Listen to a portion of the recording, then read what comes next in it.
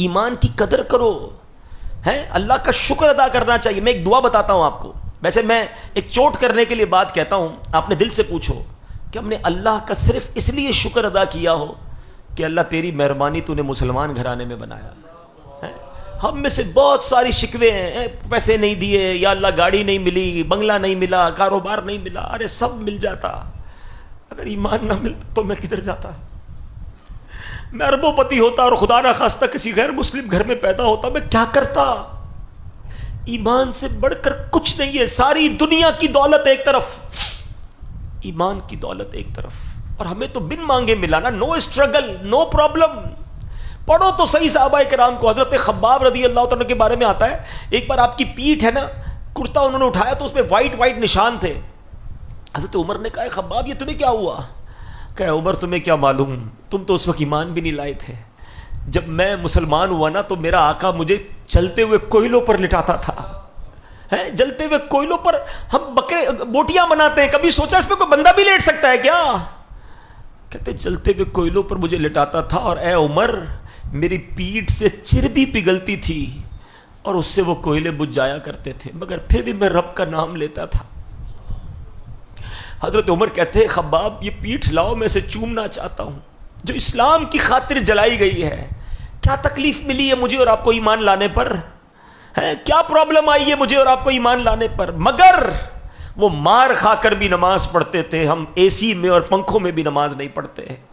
وہ قرآن پڑھتے تھے. آپ کو پتا ہے میرے آقا جب قرآن پڑھتے تھے کفار کیا کرتے تھے؟ انہوں نے لڑکے رکھے ہوئے تھے کہ نبی پاک قرآن پڑھے تو تم شور مچانا، تم تالیاں بجانا، تم یہ کہنا معاذ اللہ یہ جھوٹا ہے، اس کی بات نہ سنو. ان کو ڈر تھا کہ ان کی تلاوت لوگ سن لیں گے تو ایمان لے آئیں گے. قرآن اللہ کے حبیب پڑھتے تھے، وہ لوگوں کو سننے نہیں دیتے تھے. اگر آج ہمارے گھروں میں قرآن موجود ہے، ہم قرآن نہیں پڑھتے ہیں. We have to answer for those all things. کبھی کہیں تو جواب دینا پڑے گا نا کہ یار وہ لوگ مار کھا کر عبادت کرتے تھے اور ہمیں سب چیزیں میسر ہیں.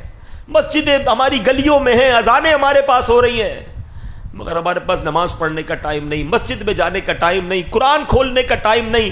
پھر سب سے بڑی بات یہ کہ ایمان کی قدر تو کرو نا یار. اتنا آسانی سے مل گیا تو قدر ہی ختم ہو گئی.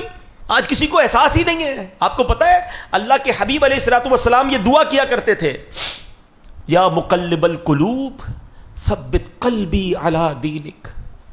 اے دلوں کو پھیرنے والے، میرے دل کو اپنے دین پر ثابت قدمی عطا فرما.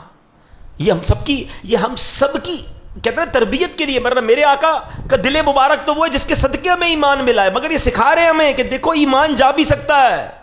تھنک اباؤٹ اٹ، سوچا کرو. ہاں ایمان مل گیا بہت اچھی بات ہے، مگر یہ ایمان سلامت رہے گا قیامت تک، مرتے تک یہ پتہ نہیں ہے. ساری زندگی نمازیں پڑھی، روزے رکھے، حج کیے، اور اگر ایمان پر خاتمہ نہیں ہوا نا، نل اینڈ وائڈ سب ختم ہو جائے گا. سب سے مین چیز ایمان ہے.